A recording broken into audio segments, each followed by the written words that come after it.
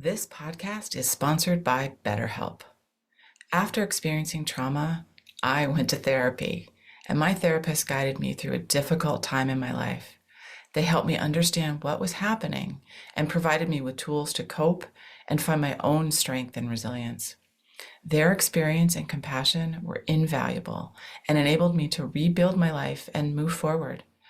I strongly believe in the power of therapy to help people through difficult times. BetterHelp connects you with a licensed therapist who is trained to listen and give you helpful, unbiased advice. First, you go to their site. You can use my link, betterhelp.com/resilience. You answer a few questions, and BetterHelp will match you to a professional who has years of experience helping people with struggles just like yours. Let BetterHelp connect you to a therapist who can support you, all from the comfort of your own home. Visit betterhelp.com/resilience or choose podcast, then Notes on Resilience during sign up and enjoy a special discount on your first month. Hello and welcome to Notes on Resilience. I'm your host, Manya Chilinsky, and my guest today is Tine Zekis. She's a software engineer, a former teacher, and a keynote speaker. She champions diversity, equity, and belonging in the tech industry and is a speaker across the country on imposter syndrome, diversity, equity, and belonging, and changing careers. We had a fabulous conversation where we talked about imposter syndrome, what it will really look like when we reach equity, what resiliency is and our personal resiliency versus organizational resiliency. And we talked a lot about discomfort. I think you're really going to enjoy this episode. Hi, Tine. How are you doing today? I am well, Manya. How are you? I'm doing okay. And I am so excited to have you on the podcast. Thanks for being here. Absolutely. I'm excited. So before we dig into who you are and why you and I are talking about resiliency, I want to know if you could have one superpower, what would that be? So I knew you were going to ask this question, and I was in a panic about it for a while because I had no idea. And it came to me 10 minutes before we sat down. Excellent. It's almost a reverse superpower. If I could have a superpower, it would be to shield empathy. Oh. Sometimes, especially in a lot of the work I do, I take on other people's emotions. Mm-hmm. It is exhausting, and it makes it so that I can't keep doing the things I want to be doing. So if I could have any superpower, it would be to shield the empathy so that I could just help people and not feel exhausted from it. Oh, I love that. And I just had this picture of you holding this big, in my mind, silver shield, just kind of the empathy's bouncing off. Oh yeah, that's an important self-care for some of this kind of work is so important because we can't take on Exactly. all the emotions of the people that we deal with. Well, tell me about yourself. Like, who are you and what do you do? And how is it that you and I are talking about resiliency today? Yeah, absolutely. So I'm Tine Zekis, and I am the founder and CEO of Getting Black Women Paid. Black women professionals change the trajectory of their careers, dramatically increase their lifetime earning potential, and build generational wealth. Nice. I started out as a teacher and ended up moving into coding. I'm a software engineer. Okay. And then I, over the course of a couple of years, doubled my teaching salary. And then in less than 5 years, I tripled my teaching salary. Wow. Good for you. Thank you. And at some point, I realized the thing I was enjoying most about my job was mentoring other Black women on how to increase their salary and how to move into higher paying roles. Yeah. And that is how Getting Black Women Paid was born. I love the name of your business and the URL for your website because it just says it right there. Getting Black Women Paid. There's no question about what it is that you focus on. It's such important work that you're doing. So thank you for that on behalf of my listeners. I love that that's work you're doing. And you also are a speaker, correct? That's right. So actually the main thing I'm doing now is I speak both to organizations where folks need to learn the skills to negotiate for higher salaries or to gain the confidence to charge for their consulting fees or whatever it is. And then I also speak with organizations on how to address systemic issues that kind of tamper our confidence. So I speak on imposter syndrome. Okay. And then I speak on what I call imposter systems, which are the structural pieces that really lead to widespread imposter syndrome, especially amongst women, people of color, minoritized folks in industries that are primarily led by white men, basically. Mm-hmm. And so I help organizations figure out, okay, how do we, it's not just the individual, oh, you have imposter syndrome. If everyone else is also telling you you don't belong and you're not seeing leadership that looks like you. And so I help organizations figure out, well, how do we create imposter-free organizations? Wow, that is such important work. And you are speaking my language, talking about the systems and that the individuals, we have our own responsibilities, but that if the system isn't set up to be supportive and of who we are and what we're doing, then it almost doesn't matter what I'm doing as an individual. So, I love the work that you're doing. So, what do you think about the word resilience? I bet that gets thrown around a lot in the work that you do. Absolutely. And I think especially when talking about Black women professionals, we use resilience a lot. We talk about strong Black women holding their communities and their families and doing it all. And I think similar to how I've heard you refer to the word resiliency, I do have a bit of a, maybe not love-hate, but what was it? Hate and a little bit less hate. Yes, exactly. A relationship with the word. To me, I think that we will have reached equity when there can be mediocre Black women engineers and mediocre Black women in various spaces, and that we don't need to be resilient just to make it. And so, I do celebrate resiliency, and I do think it's important while we're trying to fix all these systems. But at the same time, I do resent a little bit the idea that, resilience is the only way for us to get the things that we deserve. Yes. Well, obviously we are on the same page. Absolutely. I'm glad you also have a, shall we say, complicated relationship with the concept of resiliency. Yeah. Well, just to stick on that troublesome word for a moment, I think you started to mention this, but what is it that you think people misunderstand about resiliency or the concept of resiliency, maybe in general and specifically when it comes to women of color? I think there are a couple of things. So one is that resiliency is all you need. That, if you can just grin and bear it, you can get through anything. And that negates the need for support, the need for therapy, right? There are so many things that we need in addition to resiliency, right, to get through things and be well.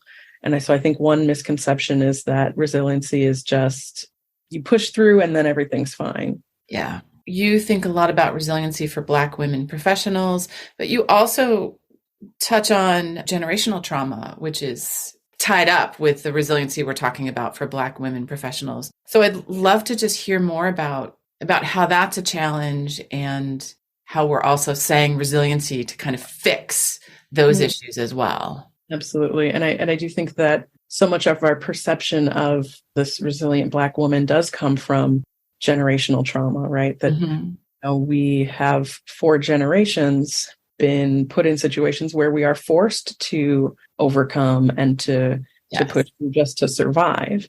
And that is reflected in the way that we then parent and bring the next generation through. And so there's this survival mentality. And as the generational trauma piles up, I think it's easy for us to think our own situation is just a result of our own unique experience and not realize the same way that institutions have been built for hundreds of years, our own personalities and our own perceptions of the world are also shaped by the generations that came before us. Yes, absolutely. And, recently I feel like I've been hearing in the news, especially with the last sort of presidential election, and hearing so much about the power of strong Black women. And as a white woman, I just cringe at hearing that because I can feel the weight that must be putting on all these amazing people who now think, oh, it's my job to be resilient. And I think that people are well-meaning when they say this, but it's so caught up in the way the system is built. And so I guess I'm just kind of nodding over here at everything you're saying, that I hear what you're saying, and it's so frustrating for me. And I can only imagine how difficult it can be for yourself and other Black women dealing with that systemic, I guess, expectation. Yeah. And I think one of the common themes I've come across in coaching and just in talking with lots of Black women is just this common theme of exhaustion. Mm-hmm. Oh, I'm so tired. And the more that we say, oh, you're so strong, you can do anything. It's like, is that even fair? Should I have to be able to do anything or can I just live my life? Right. So I'm about to ask you a question that isn't entirely fair. So I'm acknowledging that. I guess, what is the answer? So you are strong, you and thousands of Black women and women of color throughout this country who are holding up a lot. Mm-hmm. And I know that it isn't helpful to say that. So how can someone like myself, and how can our listeners, be really supportive without also adding to the stress? This is totally an unfair question, but answer it however you see fit. No, I love this question. I think that one thing individuals can do is, I started by saying, I have too much empathy and it's a problem. But yes, one thing that individuals can do is try to be empathetic and think, gosh, if I were in this situation, would I feel strong or would I feel exhausted? Mm-hmm. And really try to see people as just that, as people, and not as a superhero or an exception to some rule. And just say, that's another person. And I bet what they're doing is really hard. Yes. Thank you. And I think when I was saying, I think the question is unfair, is that I'm not asking you to speak for everybody who looks like you. But I appreciate that input because it can be hard to know. And I love that the answer is compassion and empathy. Yeah. And I think there's some learned prejudices that we have that are really hard to notice. Yes. My understanding is that even medical professionals, even Black medical professionals, perceive Black people to feel less pain. Wow. And that's a kind of thing you really need to unlearn that. Yes. And so, on a day-to-day basis, I guess it is, how would I feel if, what the thing is? Right. Yeah. When it comes to the kind of work that I'm doing, when I think about trauma and the invisible trauma, it's kind of the same thing. I think it's hard for people to put themselves in the shoes of someone who's gone through mass violence like I have. And of course it's hard. It's hard in many cases to put ourselves in somebody else's shoes because their experiences are so different. But like you said, in so many ways, I think the answer is having that compassion and putting ourselves in the other person's shoes. At least that'll help in maybe dismantling this system that we are working so hard to dismantle from all sorts of different angles. All these people, all of us were chipping away at it. So, we have talked a little bit about the role of systems and our institutions in not being particularly supportive, but what do you think organizations or the system, quote unquote, can do to be truly supportive of people, their trauma, to build their own resiliency, to the systems themselves become resilient? Obviously, there are many layers, and it's hard to undo these things that were built, over many, many years, centuries. Yes. But I think as individual institutions, I think that organizations can really try to focus on listening to their people about their experiences and believing them. Mm-hmm. Is, I think, a huge one. And really approaching diversity, equity, inclusion, and belonging from an intersectional lens. So when you're collecting data on your employees and you say, oh, great news, 85% of people really like being here. And then you notice, oh, and 15% of our people are minorities, right? Like, okay, Right. who's saying what, right? Or we have this percentage of Black employees, we're doing great. Okay, well, how many of those employees are in leadership positions? How many of those employees are in the tech department or whatever the things are to see? And are Black women answering these questions differently than Black men? Are people who identify as LGBTQ answering these questions differently? And really trying to zero in on all of those different identities and how they impact people's experiences of the organization. Yes. That the big system needs to get down so specific and narrow, but that's really what needs to happen. I agree. That is what needs to happen because I've done a lot of surveys in my day, and I think surveys are important and I think they get at really good information, but I also think that you can get most surveys to say almost anything you want them to say.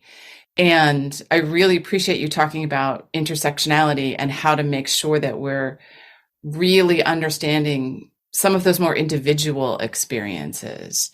And that takes extra work. And it takes the political will on the terms of the organization to want to get at that information. And that's also an issue. Yeah, and I see a lot of time company will do some initiatives and say, we're doing so great with women. We're really increasing our percentage of women in leadership. And then we look at the women of color in that organization. Yes. And start seeing something totally different. And that's where that intersectionality piece becomes so crucial. And then it can be even more alienating to see, right? Oh, you're doing all of this work and I'm still left out. Right. Right. For the individual who is feeling left out, it is, I imagine, anger inducing is what I would imagine. Yeah, it's lonely. I mean, I worked at 4 different companies in 5 years. Mm-hmm. Wow. That was largely because each place I was learning, okay, what's the new flavor of racism and sexism that's going to make me feel like I don't belong here. I just had this thought when you were talking about that. I mean, if you look at racism and sexism, and I'm going to add trauma, which is my milieu, if you don't support people who for whom that is their experience, you are losing so much talent and probably, and in some cases, institutional knowledge for people who may have been there for a while. It just seems a no-brainer to me that these are things we need to be thinking about. What is it that holds, let's just talk about organizations of whatever shape, but what is it that holds organizations back from making these changes, do you think? I think there are a few things. I think one is that they really don't understand the trade-off they're making, right? It feels easier to keep things how they are. It feels hard to change the status quo. Yes. But really hard to replace excellent employees. Yes. It's really hard to keep having turnover and to keep seeing your numbers going in the opposite direction that you want them to be. Mm-hmm. And it's also really hard to produce products for a diverse group of consumers if your team is not diverse. Right. And I think is helping people realize the trade-off is actually they stand to gain a lot more from making those changes. Yes. If there's a little bit of discomfort along the way. And you said the word, right? Discomfort. I think I was recently talking with somebody about comfort and change can't live together. Like change is uncomfortable. And we as humans also, it's very hard to make a decision right now for something that's going to improve things 6 months or a year from now, when right now everything feels fine for me. So why would I want to change? Yeah, and I think that for folks who maybe have not experienced a significant trauma or, who have not experienced prejudice in some way, that discomfort can feel really impactful. Yes. Me to sit here and say, the head of HR licked my face at a holiday party. So for me to say, oh, do you feel uncomfortable? Like it's a little bit of discomfort is no big deal, right? But for someone who has not experienced something so violating in their work, Yeah. that discomfort of having to address systemic change, or that discomfort can feel like a really big attack and feel really impactful, I imagine. And so I think that's part of it, is that we're coming from a perspective where we're like, you have to experience a little bit of discomfort, get over it. And other people are coming at it like, you're attacking me and I feel terrible. And we need to figure out where that disconnect is. That is such a great point. And I never thought about it that way. That you and I, just speaking for the two of us on this call, have experienced discomfort and have gotten to a place where we understand that's part of this journey. And I absolutely kind of expect for other people, well, yeah, it's uncomfortable, but that's life. I have a mantra that I learned or started when I started experiencing panic attacks after the bombing. And it was to calm my nervous system. And what I would say is, I am uncomfortable, but I'm perfectly safe. And you can start, I am uncomfortable, but I'm fill in the blank. And that is how I have been able to deal with discomfort, wherever it's coming from, and recognize that in myself. And, yeah, this situation is making me really uncomfortable, but it's important that I do X, Y, or Z. And it just never occurred to me that is not everybody's experience with that. Well, and I love that you paired it with that I'm completely safe, because I do think that to people who don't have that frame of reference, that discomfort is a lack of safety. Yes.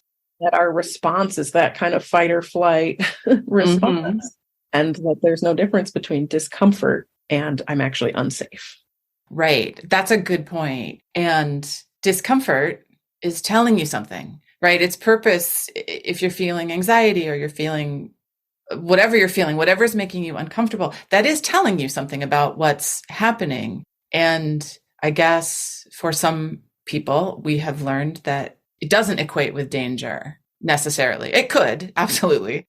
I'm so glad you brought that up. I'm very much at some point wanting to go much further down this rabbit hole, because I guess then the way to make change is to help people understand their discomfort, or... Yeah, I mean, I think, as you were saying that, the phrase teach discomfort came to my mind, and I don't do that. But I think I'm writing that down. I love that.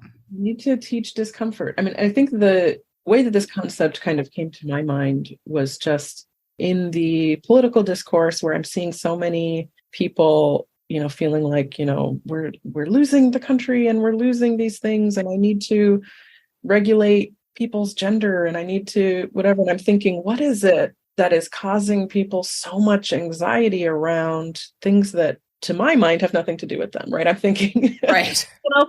Someone else's gender is none of my business, and those kinds of things. And then I thought, gosh, I wonder what that reaction is about. And I feel like I see this, that something new and different is uncomfortable. And to me, I'm like, oh, that's uncomfortable or weird. Let me learn about it. And they're like, let me run away from it. Let me legislate it or, whatever it is.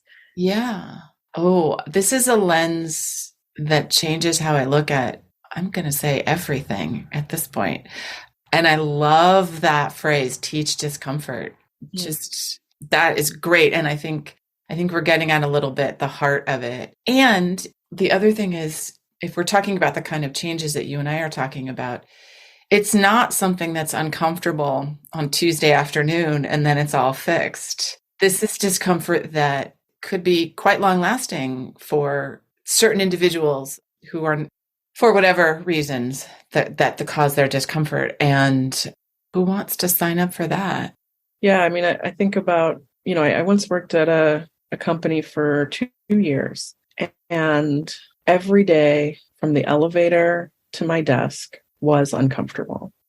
I would try to make eye contact with people and say hello, and it was like I wasn't there. And the day that I realized it was one day someone did look at me and smile and wave, and I waved. And then I realized, oh, there's a white woman behind me that they're waving to.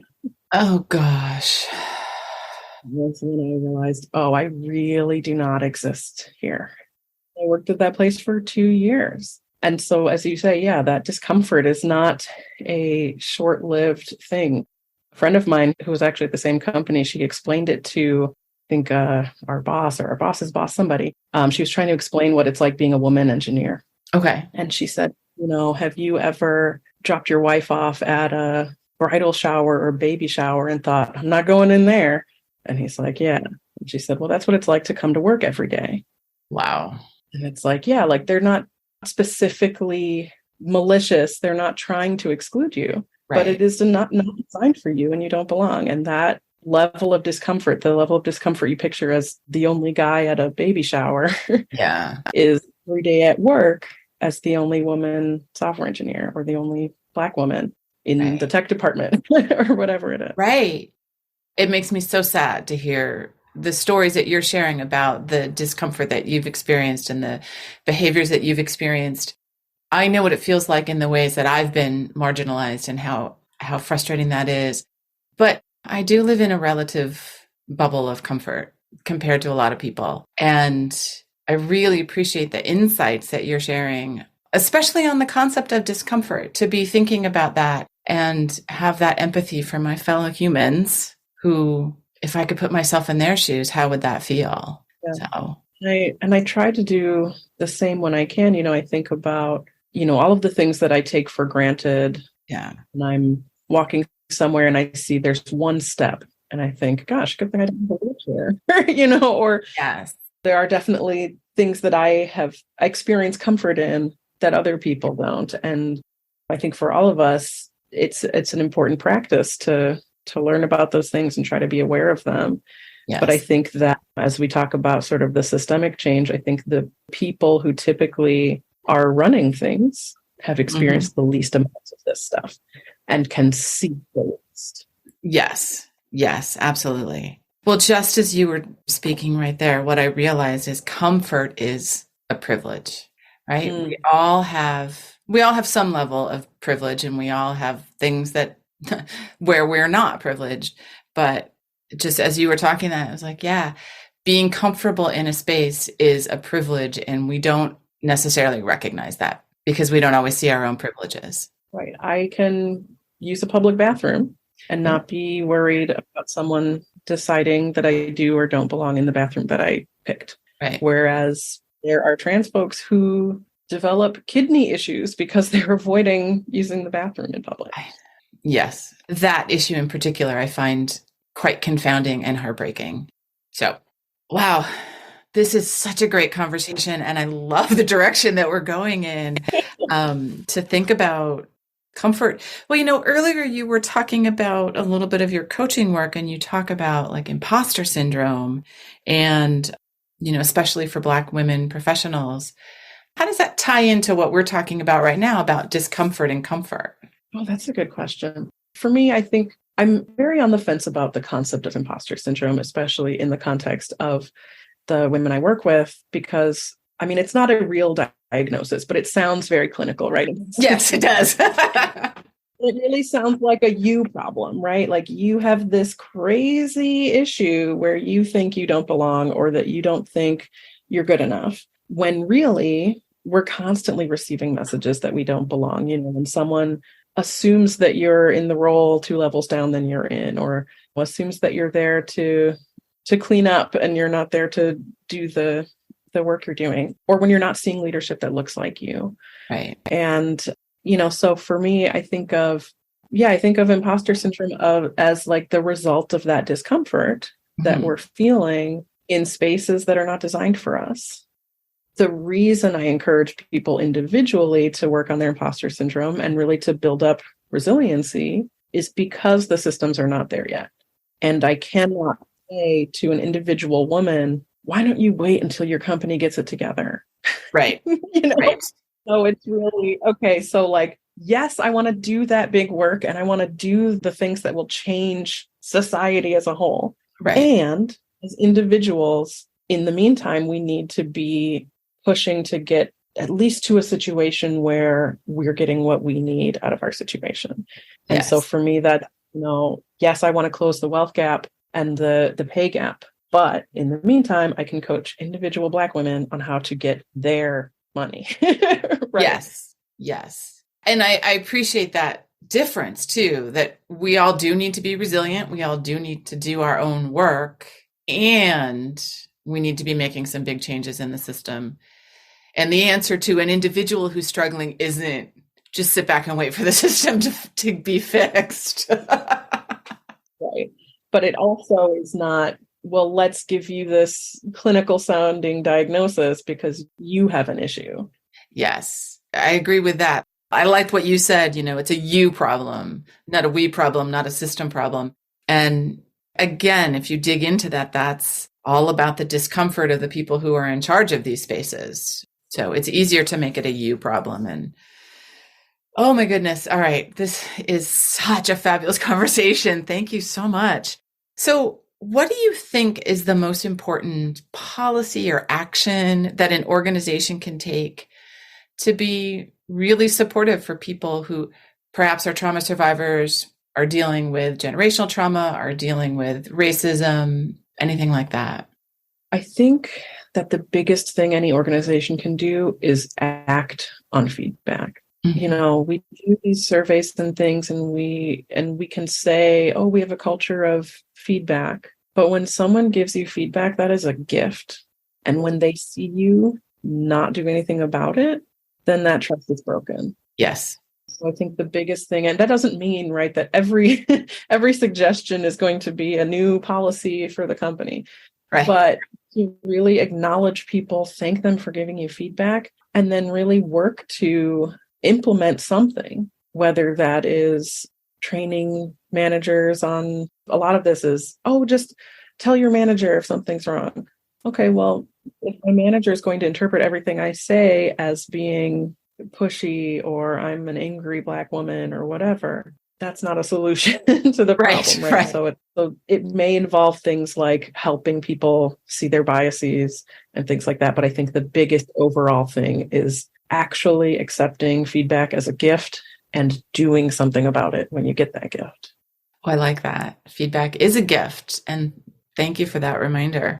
So we're getting ready to wrap up. And is there one question that you wish I had asked you? And what would you answer if I did? Well, I actually realized I wanted to give one further answer to my last. Okay, do it. The other big thing I think organizations can do is pay people for their labor. So when you're asking minorities to run employee resource groups, when you're asking women to give feedback on things, to actually pay them for that work and to actually put your money where your mouth is when you say you value things like diversity. But yeah, sorry, that was a... No, that's good. I'm glad you added that in. Thank you. Let's see, a question that I wish you had asked. I guess, this conversation has gone in many places I wasn't expecting it to. Me too. Like, what did we even talk about? Yeah, I think, no, this has been fabulous. Thank you. I agree. I'm loving this conversation. So let me ask you one last question before we wrap up, which is, if you could tell your 18-year-old self something about resiliency, what would it be? Oh, that's a good question. So I did realize recently that I was 18 the first time I negotiated for my pay. Oh, wow. And gosh, I think what I would tell my 18-year-old self is that my path is not going to be what I think it is, and that's okay. Resiliency is going to be about being willing to change directions. I think that my 18-year-old self knew exactly what I was going to do, knew exactly what I was going to be when I grew up, quote unquote. And I'm doing none of those things now, and that's okay.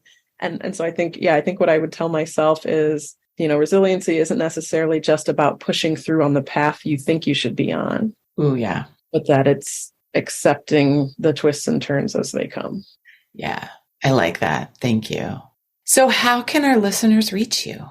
The easiest way to find me is on LinkedIn under Tine Zekis. And for folks who are interested in booking me to speak or having me talk with their company or their employee resource groups, you can go to tinezekis.com, and that's where I'll be to to be booking speaking engagements. Excellent. And I'm going to put links to those in the show notes so our listeners can just click on those links and find you. And Tine, thank you again. This was a fabulous conversation. I'm running out of adjectives. I'm just going to keep saying fabulous.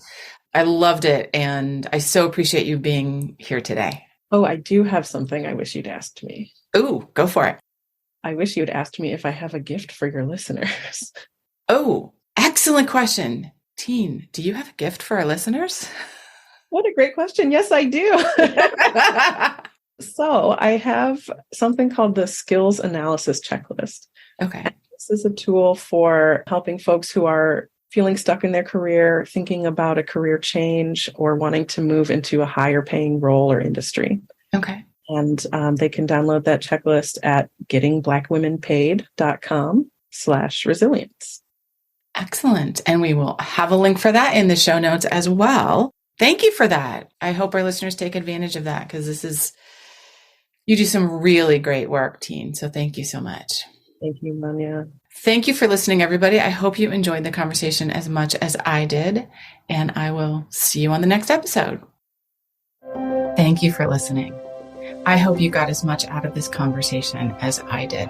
So if you'd like to learn more about me, Manya Chilinsky, I work with organizations to help understand how to create environments where people can thrive after difficult life experiences.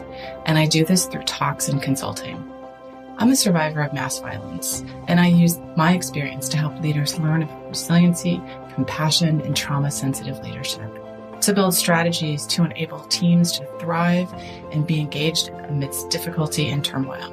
If this is something you want to learn more about, visit my website, www.manyachilinsky.com, or email me at manya@manyachilinsky, or stop by my social media on LinkedIn and Twitter. Thanks so much.